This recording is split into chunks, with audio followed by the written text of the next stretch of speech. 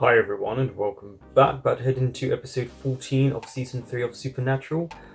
We are so close to the end and time is running out for Dean. I have no idea how they're going to try and cope with what's going on, but this has been a really good season. Don't forget to like, comment, subscribe and share. See, it's never good when it's raining this heavily and it looks like they're at some sort of sorority or some old school building. Rich people and this show.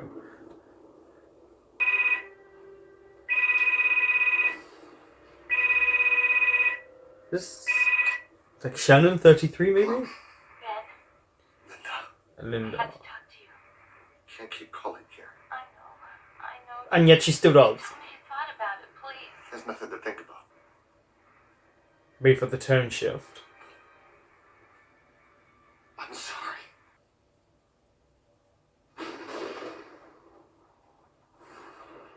Here we go. See? This is what makes me think she's already dead.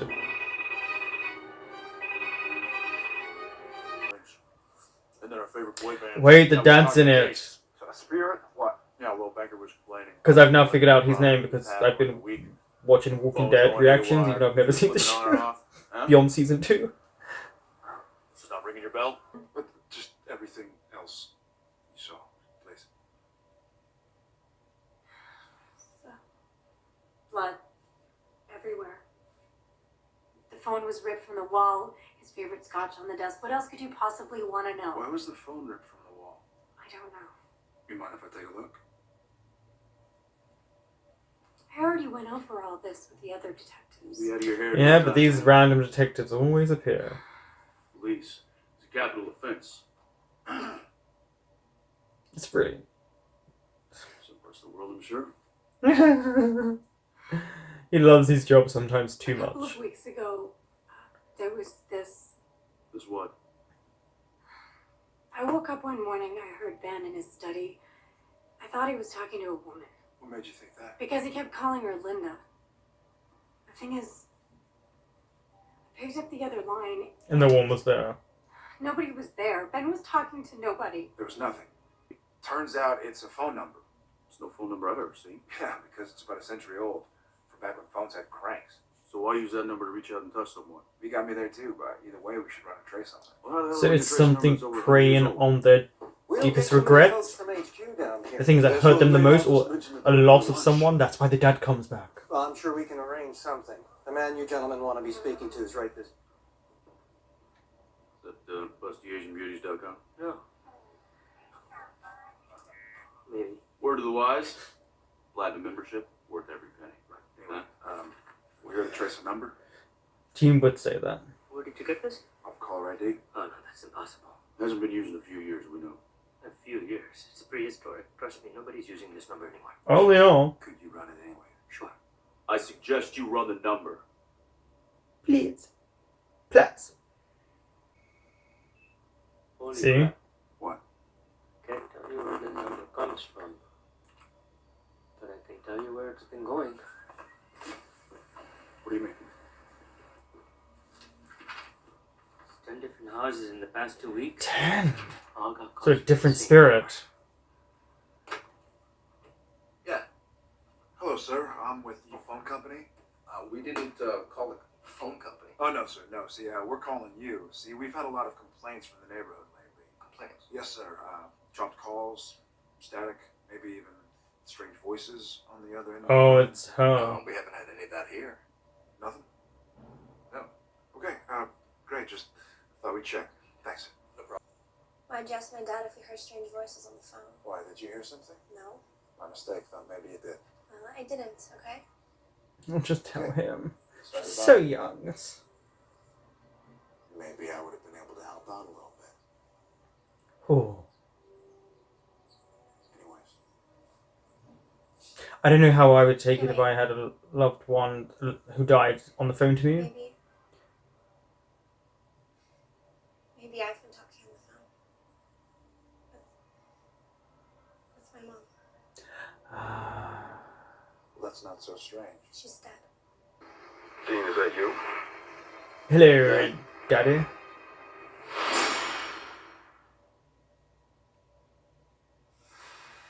I mean, Dad? You're dead, You know that he Dad. was dead. I don't know, maybe. Well, what did he sound like? Like Oprah. Dad, he sounded You like get a that. car. What did he say? And we're walking. And here we have one of the museum's most unique and treasured possessions, Thomas Edison's spirit phone. Did you know that Mr. Edison, while being one of America's most beloved inventors, was also a devout occultist? Okay. Ooh. He spent years working on this, his final invention, which he was convinced could be used to communicate with the dead. Pretty spooky, huh? Stop doing We're that. walking. We are walking. See, this is slowly drives them insane.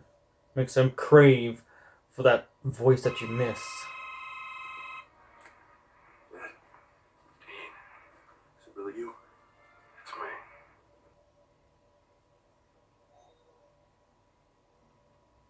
Uh-oh. Mom?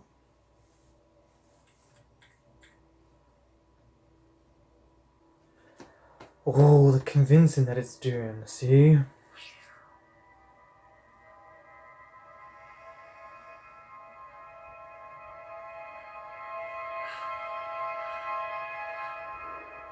No.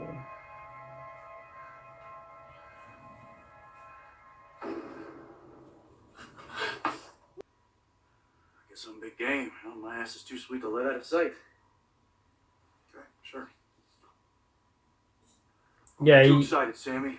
My pulse. it's not that, it just feels like he's reaching. Look, I want to believe this, man. I really believe do. it. I mean, if we get this sucker, it's Miller time. Yeah, that's another thing. Dad rattles off an exorcism that can kill a demon. I mean, not just send it back to hell, but kill it. Oh, good. Yeah, no, you go hang out with Jailbait. Still, watch out for Chris Hansen. Meanwhile, I'll be here, you know, getting ready to save my life. Right. Because now you care. You're unbelievable, you know that? I mean, for months, we've been trying to break this demon deal. Now Dad's about to give us the freaking address and you can't accept it? But then she started asking me to do other things. What sort of things? Bad things. To hurt herself. Mom told me to go to Dad's medicine cabinet. And Take his sleeping pills. Take all his sleeping pills. she wanted you to kill yourself. Mm-hmm. Again, it's going to those that are more likely to be affected. I don't know. I mean, just so I could come to her? What'd you say?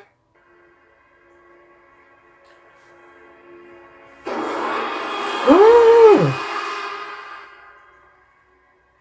They're just crossing the road.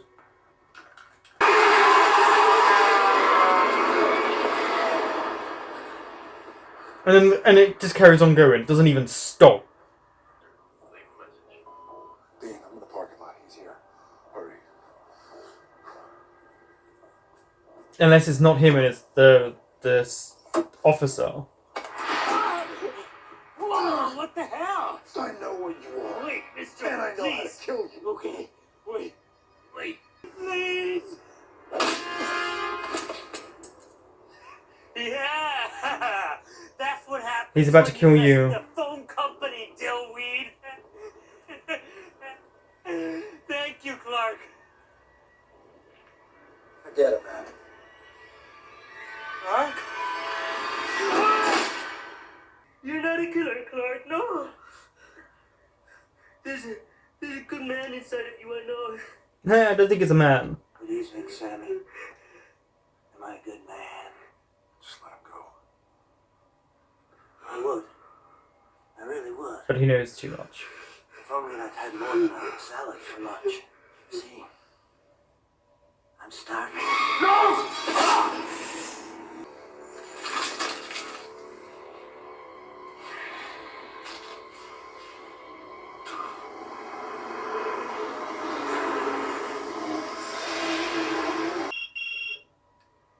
dead. Hi, Daddy. Oh. Hey, baby. Now, you said you weren't gonna call anymore. I know, Daddy. You know how sad this makes you, man. This is so awful when you think about Sad was it. at your funeral.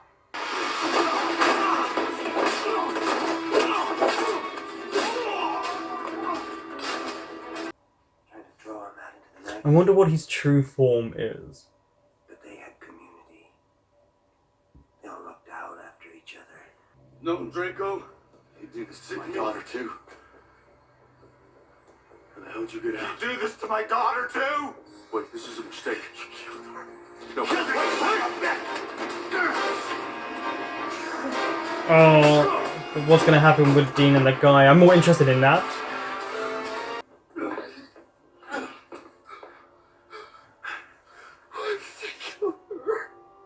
I'm sorry. I didn't kill your daughter. What are you doing here? Yeah. I don't know. I gave you a hell of a time on this one. You were right. Forget about it. I don't think he can though. I wanted to believe so badly that there was a way out of this. I can't expect Dad to show up with some miracle at the last minute. I can't expect anybody to, you know. The only person that can get me out of this thing is me. The thing is, I don't think you can. And me. What? Deep revelation, having a real moment here. That's what you come back with. And me. Do you want a poem? Moment's gone. Okay. I liked the episode. I liked it was delving into the psyche of loss and how we grieve and how we want to hear those voices again. We want to see that person. And that's how things can manipulate you. When you grieve for such a loss, it can drive you insane. And it was interesting how it started, with the man in his house. And he loved her, so it wasn't an affair. It was a loss of a high school sweetheart.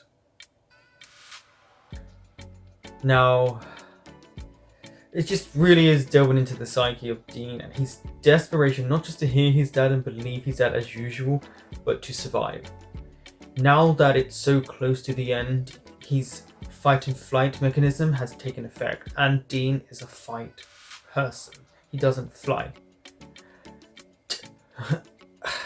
Just having all of it. I'm not shocked about who the demon was in the end, because it felt like the guy who worked at the phone place was just a bit too creepy for it to be him. And it worked that he obviously masturbated a lot, didn't clean up after himself. So of course, the flies can be around, and you can attribute it to him being creepy. Poor guy died though. Didn't need to. I think it just was a nice little delve into loss and grief and what it does to us, and the dark moments when it had the kids in it, because it's always dark when you incorporate children, especially young children, because it's that loss of innocence, and children are scarier because they're supposed to be the sign of virtue and innocence and purity, and yet you use them as a means to commit atrocious crimes. And I like that Sam figured it out by the phrasing of "come to me." He figured out that that wouldn't be what someone would say to you, and realizing that maybe it was a whisper. But overall, I just really enjoyed kind of the undertone of it, the real messaging behind it, and I don't know where they're going to go from there, because they ended with them kind of having their moment, which, is never their moment. But there's 2 episodes left, and there's a lot that they're still trying to unravel. It's just, I will be very intrigued where Sam goes once Dean's gone. Because how do you bring someone back? And I hope, however he's brought back in season 4, lives up to expectations. Unless, I don't know, it's just, Dean can't escape this, and that means the Hellhounds are coming. Thank you for watching, and I will be back next week with episode 15.